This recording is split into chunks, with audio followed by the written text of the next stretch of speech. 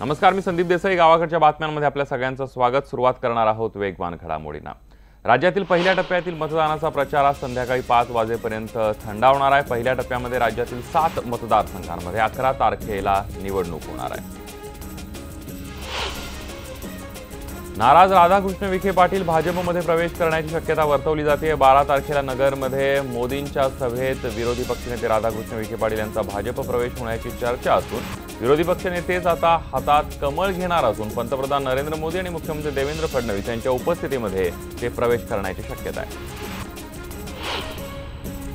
राधाकृष्ण विखेंच्या पाठोपाठ आता विजयसिंह मोहिते पाटलांनाही भाजपात घेण्याच्या हालचाली सुरू असल्याची सूत्रांची माहिती आहे. अकलूजमध्ये 17 तारखेला पीएम मोदींची सभा आहे. याच दिवशी विजयसिंह मोहिते पाटील भाजपात प्रवेश करण्याच्या हालचाली सुरू असल्याची माहिती सूत्रांनी दिली आहे.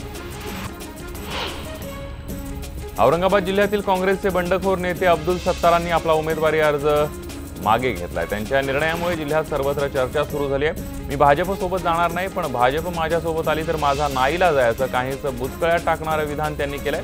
माझ्यामुळे युतीला फायदा होण्याचा प्रश्नच नाही असा दावाही त्यांनी केलाय. बंडखोर भाजप नेते अनिल गोटे यांनी अखेर आमदारकी आणि पक्षाचा राजीनामा दिलाय. ते उद्या लोकसभा निवडणुकीचा अर्ज भरणार आहेत. धुळे महापालिका निवडणुकीपासून गोटे नाराज आहेत. गिरीश महाजन आणि सुभाष भामरे यांच्याशी त्यांचे टोकाचे मतभेद आहेत. गिरीश महाजनांवर तर त्यांनी सातत्यानं गंभीर आरोपही केले. भाजपचा जाहीरनामा काल प्रसिद्ध झाला. यामध्ये शेतकरी आणि व्यापाऱ्यांना केंद्रस्थानी ठेवण्यात आल्याचं दिसते. 2022 पर्यंत शेतकऱ्यांचं उत्पन्न दुप्पट करणं, अल्पभूधारक शेतकऱ्यांना आणि छोट्या व्यापाऱ्यांसाठी पेन्शन योजना अशी महत्त्वाची आश्वासनं, लघु आणि सूक्ष्म उद्योगांसाठी समस्यांसाठी एक खिडकी योजना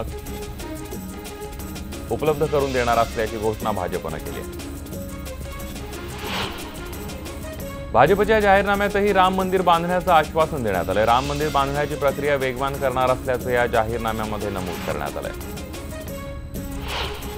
तर या जाहीरनाम्यामध्ये तिहेरी तलाक प्रतिबंधक कायदा मंजूर करणार असल्याचे आश्वासन देण्यात आले. राष्ट्रीय महामार्गांची लांबी दुप्पटीनं वाढवण्याचं आश्वासन दिलंय. बारामती लोकसभा मतदारसंघातील राष्ट्रवादीच्या खासदार सुप्रिया सुळे यांच्या प्रचाराच्या शुभारंभ कार्यक्रमाला अजित पवार उपस्थित होते. यावेळेला त्यांनी भाजपवर सडकून टीका केली आहे. राज ठाकरे जेव्हा भाजपच्या बाजूने भाषण करायचे तेव्हा उकळ्या फुटायच्या आणि आता आमच्या बाजूने करतात, त्यावेळी त्यांची स्क्रिप्ट बारामतीहून आले असं म्हणत भाजपवर त्यांनी जोरदार टीका केली. पवारांचं बोट धरून राजकारणात आलेले मोदी पंतप्रधान होतात, त्यामुळे बोट देताना मी 10 वेळा विचार करतो असा टोला राष्ट्रवादीचे अध्यक्ष शरद पवारांनी मोदींना लगावलाय. पवारांनी हा टोला लगावताच कार्यकर्त्यांमध्ये जोरदार हशा पिकला. नरेंद्र मोदींनी आता अमेरिकेची निवडणूक लढवावी असं वक्तव्य महसूल मंत्री चंद्रकांत दादा पाटलांनी केलंय. देशाचे अनेक कायदे बदलायचे आहेत, यासाठी मजबूर नको तर मजबूत सरकार द्या. त्यामुळे भाजप सरकारला मतदान करायचं आवाहन जे आहे ते चंद्रकांत पाटलांनी सांगलीमध्ये केलंय. चंद्रकांत पाटलांनी सुप्रिया सुळेंनाही लक्ष केलंय. सुप्रिया सुळे यांचा या निवडणुकीत पराभव होणार असल्याचं भाकीत चंद्रकांत पाटलांनी केलंय. सुप्रिया हरणार असल्याचं चित्र दिसू लागल्याने शरद पवारांनी बारामतीत आपला प्रवास वाढवला असल्याचं सुद्धा चंद्रकांत पाटील म्हणाले. नागपुरात भाजपची जाहीर सभा झाली. या सभेमध्ये मुख्यमंत्री देवेंद्र फडणवीस यांनी काँग्रेसवर जोरदार टीका केली आहे. काँग्रेसच्या सरकारनं केवळ पाकिस्तानचा निषेध केला. बालाकोटचे पुरावे काँग्रेसवाले मागतील हे माहीत असतं तर आम्ही सेनेच्या रॉकेटसोबत काँग्रेसचा नेता बांधून पाठवला असं सांगत त्यांनी काँग्रेसवर हल्लाबोल केलाय. काँग्रेसने सत्ता आल्यानंतर देशद्रोहाचं कलम रद्द करण्याचं जाहीरनाम्यामध्ये सांगितलंय. त्यामुळे देशद्रोह्यांचं संरक्षण करणार की त्यांना फासावर लटकवणारं सरकार हवंय हे ठरवण्याची वेळ आली असल्याचा घणाघात उद्धव ठाकरेंनी रामटेक मतदारसंघातल्या प्रचार सभेत केला. कृपाल तुमाने भरघोस मताने निवडून येतील असा विश्वासही त्यांनी व्यक्त केला. पंकजा मुंडे यांनी राष्ट्रवादी काँग्रेसवर जोरदार हल्लाबोल केलाय. राष्ट्रवादी काँग्रेस जाती धर्माच्या नावावर फूट पाडत असल्याचा गंभीर आरोप पंकजा यांनी केलाय.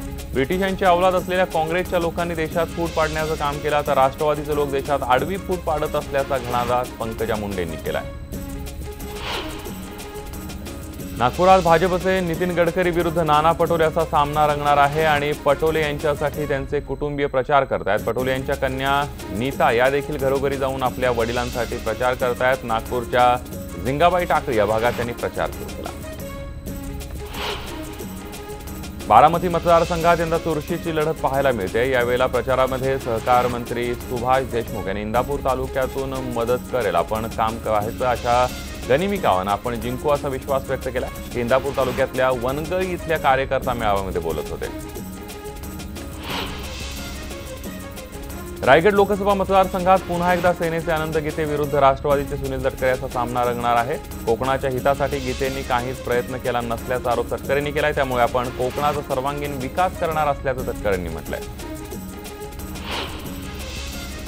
बहुजन विकास मोर्चाचे अध्यक्ष दलित नेते बाबूराव पोटभरे यांनी पत्रकार परिषद घेत ग्रामविकास मंत्री पंकजा मुंडेंवर जोरदार हल्लाबोल केलाय। जिल्ह्यात करण्यात आलेली सर्व कामं बोगस आहेत। मुंडे भगिनींनी बीड जिल्ह्यातील जनतेला वेठबिगारप्रमाणे वेठीस धरल्याचा गंभीर आरोप यावेळेला पोटभरेंनी पंकजांवर केले।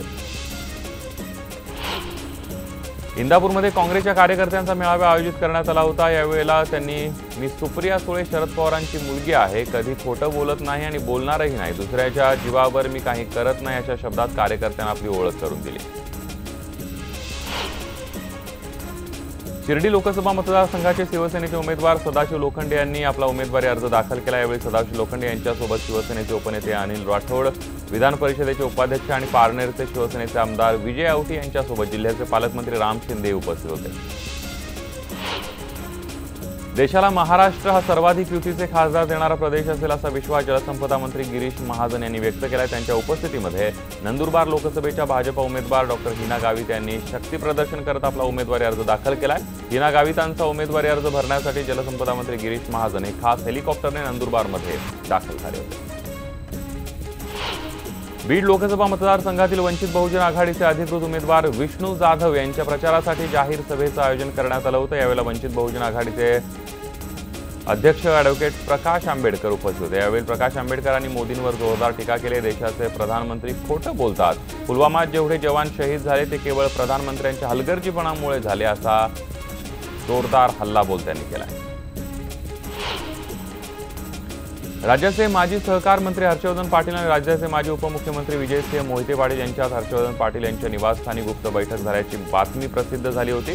या बातमीवर हर्षवर्धन पाटील यांनी खुलासा केलाय। मोहिते पाटलांनी आपली सहज भेट घेतली असून ही काही गुप्त बैठक नसल्याचं ते म्हणाले। लोकसभा निवडणुकीमध्ये मतदानाची टक्केवारी वाढावी याकरता शासनाकडून जनजागृती मोहीम राबवण्यात येते। वर्ध्यात जास्तीत जास्त प्रमाणामध्ये मतदान व्हावं याकरता शासनाकडून महात्मा गांधींच्या पुतळ्याजवळ मतदान केल्याची निशाणी दाखवणारे पुतळे लावण्यात आले। त्यामध्ये शेतकरी, गरीब वर्ग, गावातील पाटील, नोकरी वर्ग अशा सगळ्यांचे पुतळे लावण्यात आले। भंडारा गोंदिया लोकसभा मतदार क्षेत्रामध्ये 11 एप्रिल रोजी मतदान होणार असून सर्वच राजकीय पक्षांनी प्रचाराचा धडाका लावलेला आहे। या मतदारसंघामध्ये राष्ट्रवादी काँग्रेस आणि भाजपचे उमेदवार रिंगणामध्ये असून दोन्ही पक्षांनी मोठ्या नेत्यांच्या प्रचार सभा घेतल्या, तर दुसरीकडे भाजपमधून बंडखोरी करत अपक्ष उमेदवार राजेंद्र पटले यांच्यावर सगळ्यांच्या नजरा टिकून आहे। त्यामुळे भाजपात आता तिरंगी लढत बघायला मिळणार आहे। तर धुळे लोकसभा मतदारसंघातील काँग्रेस राष्ट्रवादी काँग्रेस महाआघाडीचे उमेदवार आमदार कुणाल पाटील यांनी शक्ती प्रदर्शन करत आपला उमेदवारी अर्ज दाखल केला। यावेळी शहरातील भव्य रॅली काढण्यात आली होती। जनतेचा राहुल गांधींच्या नेतृत्वावर विश्वास असून संपूर्ण राज्यासह धुळे लोकसभेची जागा महाआघाडीत जिंकेल असा विश्वास यावेळेला कुणाल पाटील यांनी व्यक्त केला। लातूर जिल्ह्यातल्या औसा इथं पंतप्रधान नरेंद्र मोदी यांची सभा होणार आहे। युती झाल्यावर पहिल्यांदाच मोदी, उद्धव ठाकरे आणि रामदास आठवले एकाच मंचावर असतील। लातूरचे उमेदवार सुधाकर शृंगारे आणि उस्मानाबादचे सेनेचे उमेदवार ओमराजे निंबाळकर यांच्या प्रचारार्थ नरेंद्र मोदींची सभा होणार आहे।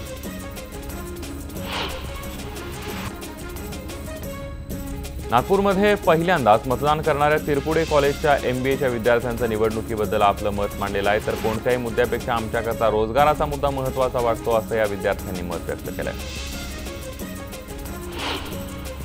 नागपूर मेट्रो ही माझीच कल्पना होती, हा प्रकल्पाला मंजुरी आम्ही दिली आणि आता उद्घाटनही आम्हीच करू असं माजी मुख्यमंत्री पृथ्वीराज चव्हाण यांनी सांगितलंय। फेब्रुवारी 2014 मध्ये मी मुख्यमंत्री असताना आणि कमलनाथ हे नगरविकास खात्याचे मंत्री असताना नागपूर मेट्रोला मंजुरी दिल्याचंही चव्हाण म्हणाले। गोव्यात 23 एप्रिलला लोकसभेच्या 2 आणि विधानसभा पोटनिवडणुकीच्या 3 जागांसाठी मतदान होतं। या 5ही जागा भाजप लढवत आहे। येत्या 10 एप्रिलला पंतप्रधान मोदींची गोव्यात सभा आहे। ही सभा आणि नियोजनबद्ध प्रचार या भाजपच्या जमेच्या बाजू असून या 5ही जागा भाजप जिंकेल असा विश्वास गोव्याचे मुख्यमंत्री डॉक्टर प्रमोद सावंत यांनी व्यक्त केला।